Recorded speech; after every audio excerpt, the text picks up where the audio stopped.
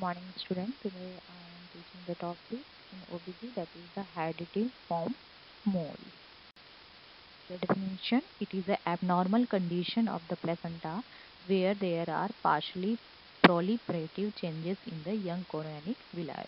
It is the condition, इसमें क्या होता है, जो प्लेसेंटा के जो कोरोनिक विलाई है एबनॉर्मल डेवलप हो जाता है, जिसके कारण प्लेसेंटा एबनॉर्मल डेवलप होता है। ठीक है, क्लस्टर वो ग्रेप्स लाइक स्ट्रक्चर हो जाते हैं, लाइक अंगूर के दाने की तरह पूरा स्ट्रक्चर हो जाता है, जिससे फीटस भी डेवलप नहीं हो पाता है। ठीक है, और वो क्लॉट्स फॉर्म में डिस्चार्ज होने लगते हैं। ठीक है, क्योंकि एबनॉर्मल डेवलप होता है क्या, कोरियोनिक विलाई। ठीक है, जिसके कारण प्लेसेंटा भी नॉर्मल नहीं होता है, वो एबनॉर्मल डेवलप होता है।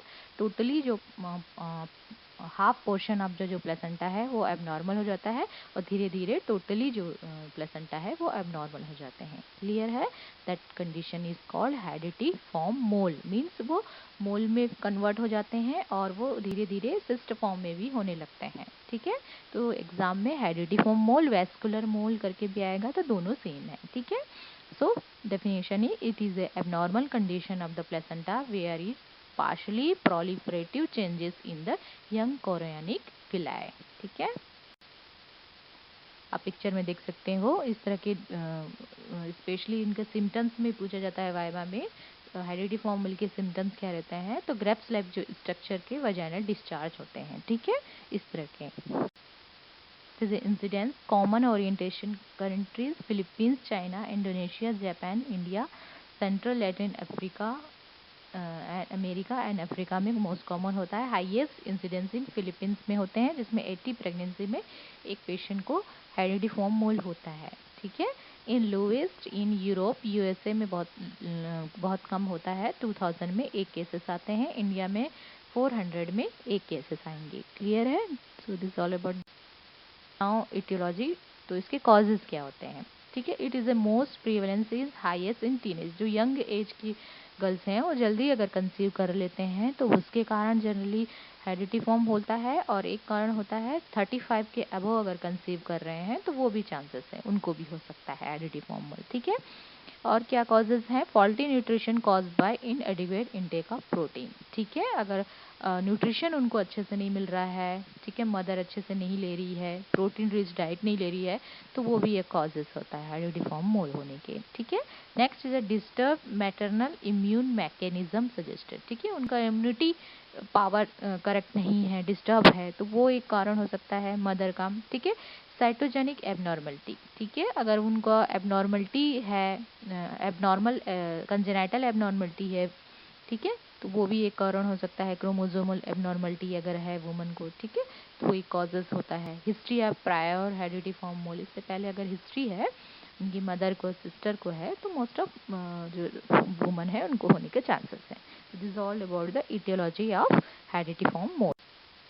नाउ सिम्टम्स, क्लिनिकल फीचर्स क्या होंगे? वजाइनल ब्लीडिंग रहेगी वुमन को, ग्रेप्स लाइक वाटरी डिस्चार्ज रहेगा स्ट्रक्चर, ठीक है, ब्राउनिश कलर के रहेंगे। Then varying degree of lower abdominal over distension of uterus रहेगा, कंसील्ड हेमरेज रहेगा, कंसील्ड मतलब कलेक्शन रहेगा, ठीक है, और कुछ आउट होगा वाटरी डिस्चार्ज में। ठीक है, infection, uterine contraction to be expelled of the content. ठीक है, कॉन्स्टिट्यूशनल सिम्टम रहेगा, मतलब patient become sick without any apparent of reason. ठीक है, कुछ रीजन समझ में नहीं आएगा स्टार्टिंग में, लेकिन वो सिक रहेगी, वॉमिटिंग रहेगा।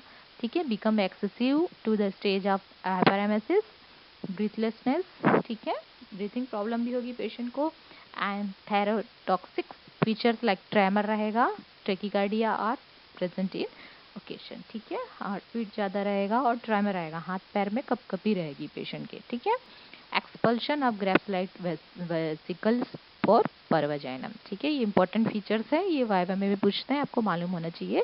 ग्रेप्स लाइक स्ट्रक्चर मतलब अंगूर के दाने की तरह से वाटरी डिस्चार्ज होता है, ठीक है, फ्रॉम वजाइना। क्लियर है? सिम्टम्स, साइन क्या रहेगा? द पेशेंट लुक्स मोरल, ज़्यादा रहेगी, पेलर रहेगी पेशेंट, प्री एक्लेम्शिया के सिम्टम्स रहेंगे पेशेंट को। Size of the uterus is more than the expected of period of amenorrhoea, जितना उनका एक्सपेक्टेड डेट ऑफ डिलीवरी है उससे ज़्यादा रहेगा। ठीक है, feels of uterus is elastic. जब आप पैल्पेट करेंगे एब्डोमेन को तो आपको इलास्टिक टाइप का फील हो गया, क्योंकि जो ब्रेस्ट स्ट्रक्चर है वो कलेक्शन होने लगते हैं। The foetal part are more felt not felt, ठीक है। फीटल पार्ट, क्योंकि प्लेसेंटा डेवलप नहीं हुआ तो फीटस भी डेवलप नहीं हो पाता है, एम्ब्रियो डेवलप होता है लेकिन वहीं पर डाई होके वो मम्मीफाई हो जाता है, ठीक है। Absence of foetal heart rate, foetal heart rate भी नहीं मिलेगा आपको। Vaginal examination, internal bilateral labour can not be elicited, कुछ भी नहीं रहेगा, बेबी डेवलप नहीं हुआ तो इंटरनल बायलेटरल लेबर भी नहीं होगा। Unilateral bilateral enlargement of the ovary, ठीक है। पीवी करेंगे तो आपको यूट्रस के पीवी करेंगे साइड साइड के यूट्रस में बल्कि फील होगा, ठीक है। इन्फेक्शन के कारण जो ओवरी है वो एनलार्ज हो जाएंगे and finding the vesicles in vaginal discharge, okay. Investigation, क्या क्या ऐसे केसेस में हम इन्वेस्टिगेशन करेंगे, फुल ब्लड टेस्ट करेंगे, ठीक है। हो सकता है ब्लड की ज़रूरत हो तो ब्लड RH जो है वो ग्रुप मैच करके रखना है, ठीक है। Hepatic renal thyroid function test are carrier, सारा टेस्ट हम करेंगे, क्या नॉर्मलिटी है वो सारा कंफर्म करने के लिए सोनोग्राफी से कंफर्म हो जाता है, ठीक है। And gonadotrophin quantitative estimation of chorionic gonadotrophin HCG level इसमें भी हाई रहता है, ठीक है। स्ट्रेट एक्सरे एब्डोमेन में भी कंफर्म होगा, CT scan and MRI scan भी करेंगे पेशेंट। क्या क्या कॉम्प्लिकेशन हो सकता है because of the hydatidiform mole, immediate में हेमरेज एंड शॉक में जा सकती है पेशेंट, ठीक है। सेप्सिस, जिसके कारण इन्फेक्शन होगा और सेप्सिस होगा, परफोरेशन ऑफ यूट्रस हो सकता है, एक जगह पर कलेक्शन हो जाएगा, कलेक्ट होगा, अगर जब हम रिमूव करते हैं वो जगह पे वो परफोरेट हो जाता है यूट्रस, ठीक है। प्री एक्लेम्शिया होगा एंड कोगुलेशन, फिर जो ब्लीडिंग टाइम क्लॉटिंग टाइम है वूमन का वो अफेक्ट हो जाता है, ठीक है। नाउ लेट में क्या हो सकता है पेशेंट को complication, development of choriocarcinoma following the hydatidiform, बहुत टाइम तक उसी पीरियड में है तो उनको कैंसर कोरियो कार्सिनोमा हो सकता है, कैंसर फॉर्मेशन हो सकता है पेशेंट को, क्लियर है। मैनेजमेंट ऑफ हेरिडिफॉर्म मोल, इसमें दो टाइप से ट्रीटमेंट करेंगे, पहले देखेंगे group A and group B में डिवाइड करें। ग्रुप ए में mole is process of expulsion, वो वाला मैनेजमेंट करेंगे। Mole of process of expulsion मतलब जो कलेक्शन ऑफ जो ग्रेप्स लाइफ स्ट्रक्चर है, ब्लड है, वाटरी जो डिस्चार्ज है वो coming out from the vagina, ऐसा कंडीशन में हम क्या केयर करेंगे, ठीक है। वो कंटिन्यू ब्लीडिंग हो रही है, ठीक है, ऐसे कंडीशन में। और एक ग्रुप बी है यूट्रस रिमेन इनर्ट, मतलब वो कंसील टाइप का है, कलेक्टेड है भी, वो आउट नहीं हुआ है, तो ऐसे कंडीशन में हम क्या केयर करेंगे, ठीक है। तो दो में डिवाइड किया गया है। ग्रुप ए मतलब मोल इज प्रोसेस ऑफ एक्सपर्शन, वो एक्सपर्ड आउट हो रहा है तो उस टाइम पे क्या केयर करेंगे। और यूट्रस इज रिमेन इनर्ट, मतलब अभी भी वो रिमेन इनर्ट है, कलेक्शन ऑफ वेसिकल्स है वो आउट नहीं हुआ है, उस टाइम पे क्या करेंगे। तो ग्रुप ए वाले में सपोर्टिव थेरेपी, स्टार्टिंग में सपोर्टिव क्या देंगे care, to start the Ringer solution, IV infusion start करेंगे एंड ब्लड ट्रांसफ्यूजन पूरा के लिए अपन को अरेंज करना है। सपोर्टिव थेरेपी है, एग्जैक्ट ट्रीटमेंट आगे, ठीक है। ग्रुप बी प्रोसेस अभी तक कलेक्टेड है, उस कंडीशन के लिए अपन को blood should be kept ready prior to the elective evacuation of the uterus, ठीक है। उसके लिए अपन को ब्लड रेडी करके रखना है, IV भी रेडी करके रखना है, ताकि हम इलेक्टिव मतलब प्लान इवैक्यूएट मतलब थ्रू द वजाना इवैक्यूएशन के लिए रेडी करेंगे, ठीक है। तो ये 3 सपोर्टिव थेरेपी है। फिर exact treatment, group a process of expulsion, जब एक्सपल्शन आउट हो रहा है उस समय क्या क्या केयर करेंगे पेशेंट को। सपोर्टिव थेरेपी तो देंगे ही, उसके साथ में 500 रिंगल सॉल्यूशन स्टार्ट करेंगे, suction evacuation of the waste, suction evacuate करेंगे, ठीक है।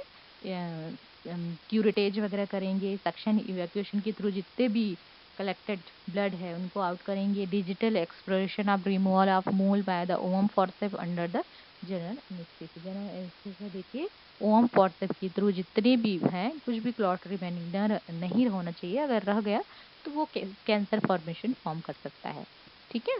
तो सिम्स स्पेकुलम कस्को स्पेकुलम के थ्रू हम ओम फॉर्सेप इंट्रोड्यूस करेंगे और जितने भी कलेक्टेड ब्लड है थ्रू द वजाना आउट करेंगे। After evacuation Methergine 0.2 mg is given intramuscular, के बाद जैसे क्लीन करेंगे, इवैक्यूएट करेंगे, खाली करेंगे यूट्रस को, उसके बाद मिथार्जिन देंगे ताकि थोड़ा सा कॉन्ट्रैक्शन और कुछ भी रिमेनिंग पार्ट रह गया है वो थ्रू द वजाइना अपने आप आउट हो जाए। क्लियर है? ये ग्रुप ए में। बी में क्या करेंगे, अभी भी अगर remaining collected blood conceal type जमा है, उस कंडीशन में हम क्या करेंगे, evacuation of the uterus vaginal evacuation, same evacuation करेंगे, वजाइनली करेंगे हम। तो उसके पहले अपन को देखना है सर्विक्स का कंडीशन। सर्विक्स फेवरेबल मतलब सर्विक्स अगर डायलेटेड है, ठीक है, तो अच्छे से हम उसको स्पैकुलम वगैरह यूज़ करके वार्म फोर्सेप के थ्रू कलेक्टेड जो ब्लड है उसको आउट कर सकते हैं। सर्विक्स अगर क्लोज है तो उसके लिए अपन को सर्विप्रिम वगैरह जेल वगैरह दिया जाता है ताकि सर्विक्स ओपन हो, और कसको स्पैकुलम फिर यूज़ करेंगे, देन वार्म फोर्सेप के थ्रू हम इवैक्यूएशन कर सकते हैं, यूट्रस को खाली कर सकते हैं। ठीक है, क्यूरेटेज एंड सेलेक्टेड केसेस, वही क्यूरेटेज करेंगे, इवैक्यूएशन के थ्रू हम जितने भी कलेक्टेड ब्लड हैं उनको हम आउट करेंगे। ठीक है। Now next is a prophylactic chemotherapy methotrexate 2.5 mg tablet in TID। इसके बाद हम ये सारे मैनेजमेंट करने के बाद हम क्या करेंगे, कीमोथेरेपी जो ट्रीटमेंट है, मतलब अगर कीमोथेरेपी इसलिए देते हैं हम क्यों देंगे, ताकि जो अगर कोई रिमेनिंग ब्लड सेल रह गया तो वो कैंसर फॉर्म कर सकता है, इसीलिए हम मीथोट्रैक्सेट देंगे। TID 2.5 mg छोटा टैबलेट है, कम mg का, वो देंगे ताकि वो आउट हो जाए, अपने आप मेल्ट हो। नाउ उसके बाद क्या करेंगे, हम follow up the routine at least 6 month. उसके बाद अपन को फॉलो अप 6 मंथ फिर से चेकअप कराने आना है।